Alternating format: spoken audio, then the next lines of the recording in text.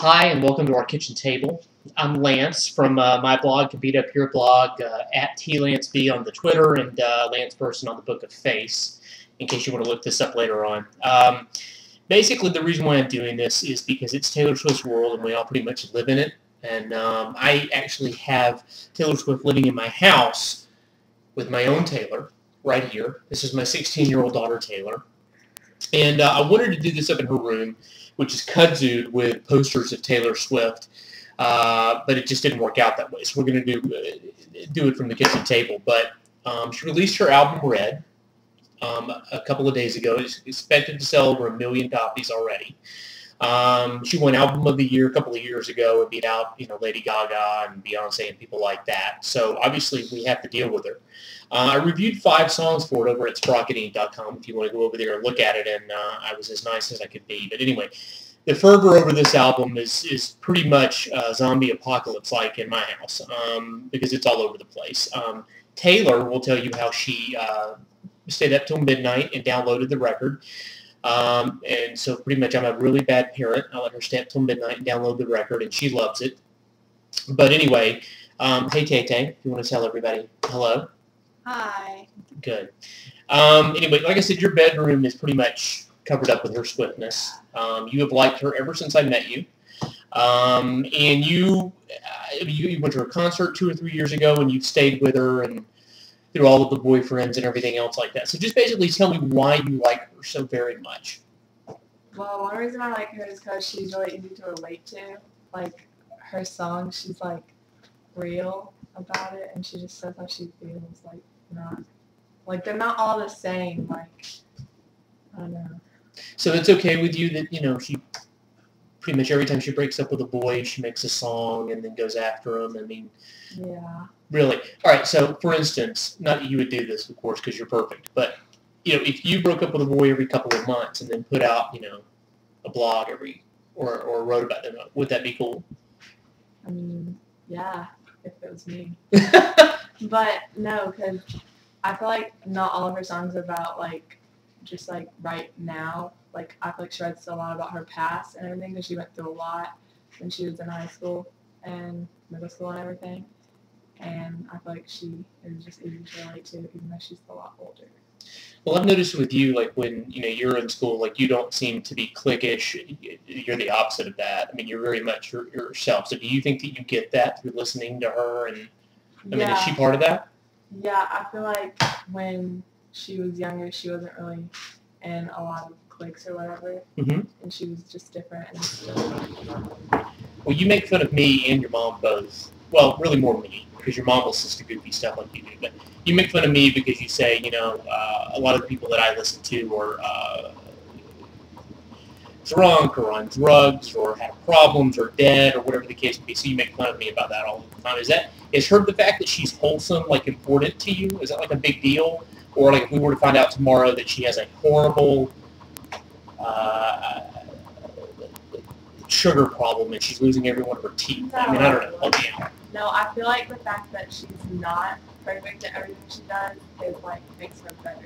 How is she? I mean, I thought the whole thing was that everybody thinks she's perfect all the time. I mean, she has problems, and, like, she brings them out in her songs, and that's what makes it easier to, like, understand her. So you don't think, like, there's a lot of people who think that she's just way too perfect and way too good and things along those lines. I mean, they're waiting for her to wrap a car around a tree just to be cool. No, if she was perfect, she wouldn't be as good. Wow. So in other words, you like her for the same reasons I like my people. Yeah. Right? So when I give you that Radiohead CD when I first met you, and you listened to it maybe for 5 seconds and then lost it, I mean, you understood where I was going to go. Yeah. Right? Like, you could hear, even though they were really screwed up and things along those lines, but just in different ways. Yeah. Wow. So when you do you have people, like, kids at your school? I mean, they've got to be listening to, like, metal or hardcore rap or stuff like that. So do they make fun of you for listening to that? No, not really. I mean, a lot of my friends like Taylor Swift, even guys. Really? Yeah.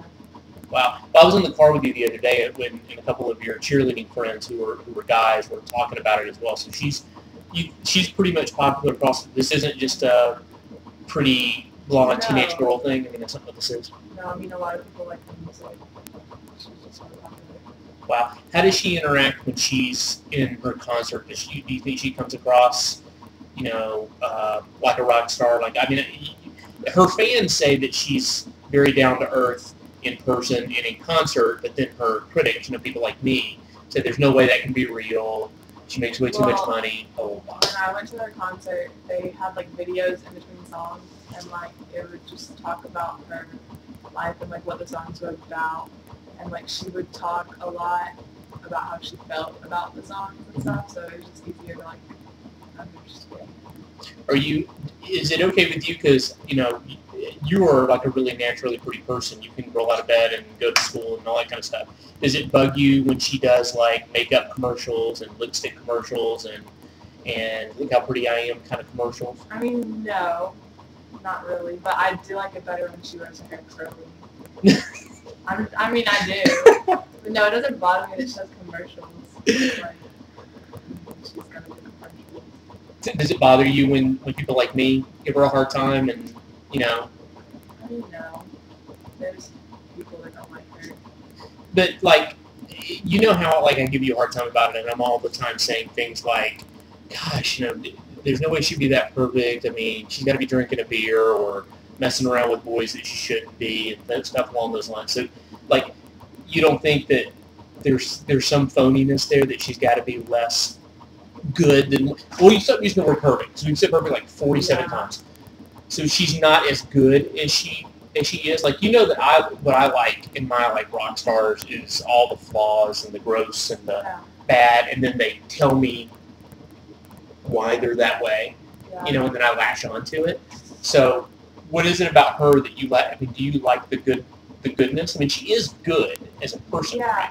but I like how she's not afraid to say like when something happened, like she just admits it. Like when she messes up, if someone asks her about it, she's like, "Yeah, I did that." Really? Yeah. See, you're more of an expert than I am. See, I had this impression that she just was goody two shoes all the time and she never screws up. I watch like every show she's on. I listen to her. Okay, well, to kind of wrap this up, you went through like an Eminem phase and a Rihanna phase and Chris Brown and all this other kind of stuff, Drake and all these other kind of people, but you've always stayed with Taylor Swift. I know you like Maroon 5. They're coming. I'm going to try to get tickets for you, things on.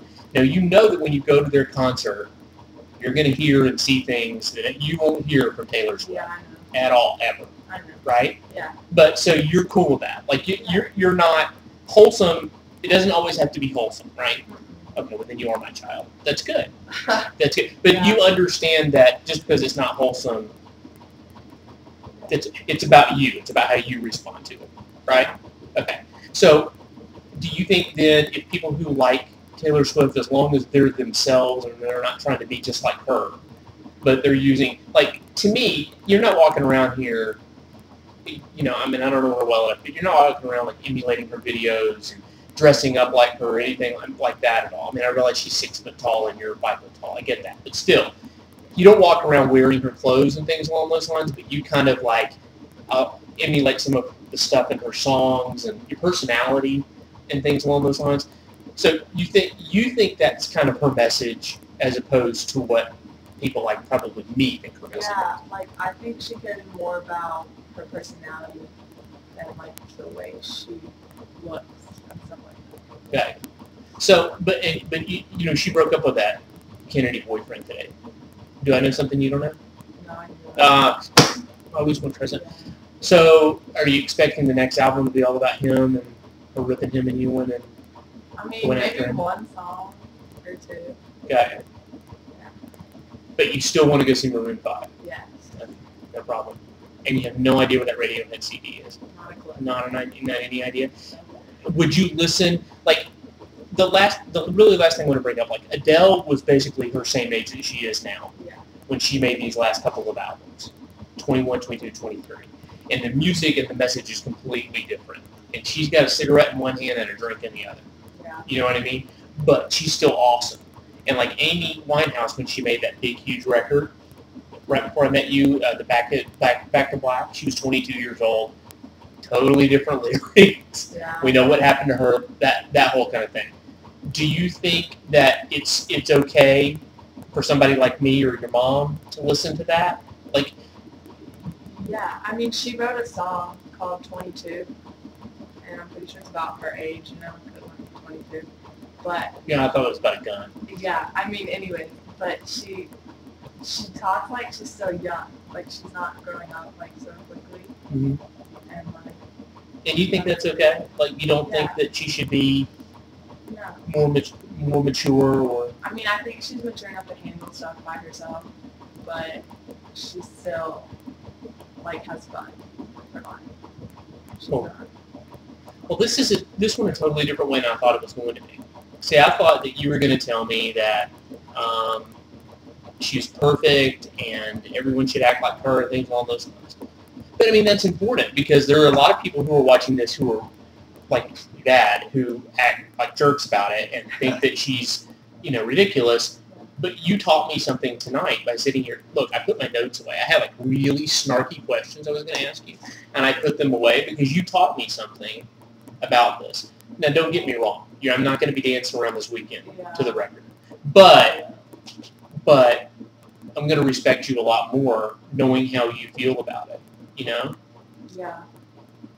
So, this wasn't that bad, was it? No. You don't think so? Man, I think we should just do this once a week, have our own show. Why not? You want to do that? Yeah. We'll think of something to do next week. But anyway, thank you for being at our kitchen table, Lance, Taylor, talking about the other Taylor, because this is the real Taylor, talking about the other Taylor. And that's it.